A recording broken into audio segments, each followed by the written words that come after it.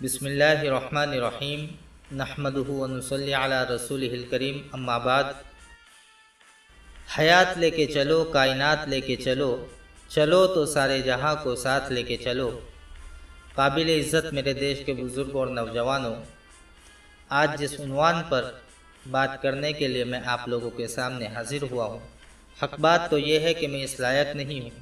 اور نہ ہی میری زبان اس قابل ہے، اور نہ میری ریسرچ اتنی اچھی ہے کہ میں ہندوستان کی تاریخ آپ لوگوں کے سامنے بیان کر سکوں۔ تاہم آج کے اس قومی یادگار دن میں، جبکہ ہندوستان کے گوشے گوشے میں مختلف تنظیموں، اداروں، مدرسوں، اسکولوں اور کالجوں میں غیر معمولی دھوم دھام سے آزادی کا جشن منایا جا رہا ہے، ترنگے کو ہوا میں لہرا کر آزادی کی خاطر جان قربان کرنے والوں کو یاد کیا جا رہا ہے، بڑے لوگ اپنی زبانوں سے عام لوگوں کے حوصلے بلند کر رہے ہیں، طرح طرح کے قومی ترانے گائے جا رہے ہیں، مجاہدین آزادی کو خراج تحسین پیش کیا جا رہا ہے۔ ایسے وقت میں جہاں ایک طرف اپنے اسلاف کی قربانیاں یاد آ جاتی ہے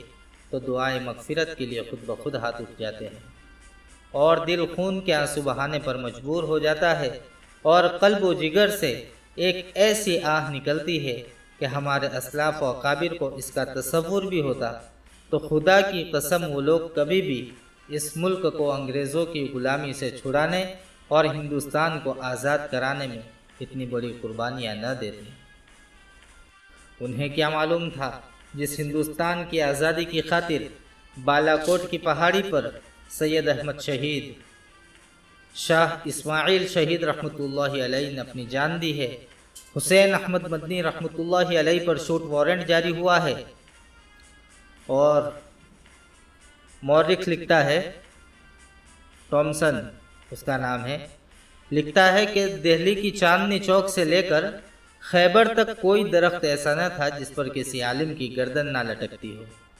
وہی ٹامسن اپنی کتاب میں لکھتا ہے کہ سن 1857 سے لے کر سن 1860 تک، یعنی صرف 3 سال میں 58,000 علماء کرام شہید ہوئے ہیں۔ ایسی بڑی بڑی قربانیوں کے باوجود اسی ہندوستان کے آزاد ہونے کے 75 سال کے بعد بھی مسلمانوں کو اپنی آزادی سے، اپنی مذہبی آزادی سے محروم رکھا جائے گا، ان پر ظلم و ستم کے پہاڑ توڑے جائیں گے، اور انہی سے یعنی ہمیں سے یہ سوال کیا جائے گا کہ کاغذ دکھائیے، تمہارے باپ دادا کون تھے، کہاں سے آئے تھے، اور ہمیں سے یہ سوال کیا جائے گا کہ تم نے ہندوستان کو کیا دیا ہے۔ جب بھی گلستاں کو خون کی ضرورت پڑی، جب بھی گلستاں کو خون کی ضرورت پڑی، سب سے پہلے ہماری ہی گردن کٹی، پھر بھی کہتے ہیں یہ اہل وطن، یہ وطن ہمارا ہے تمہارا نہیں۔ او محبان وطن جاؤ، ہمالیہ کی بلندی سے پوچھو، گنگا کی گہرائی سے پوچھو، کشمیر کی وادیوں سے پوچھو، سرزمین ہند کی مشادابی سے پوچھو، ہندوستان کے صحراؤں سے پوچھو کہ ہم نے ہندوستان کو کیا دیا ہے۔ 100 بار سنوارا ہے ہم نے اس ملک کے گیے سوئے برہم کو، 100 بار سنوارا ہے ہم نے اس ملک کے گیے سوئے برہم کو،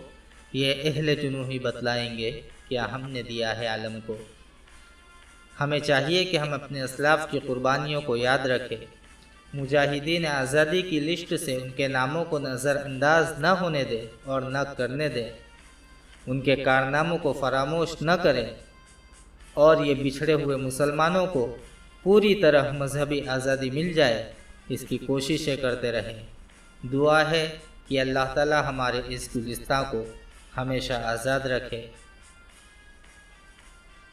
وآخر دعوانا ان الحمد للہ رب العالمین۔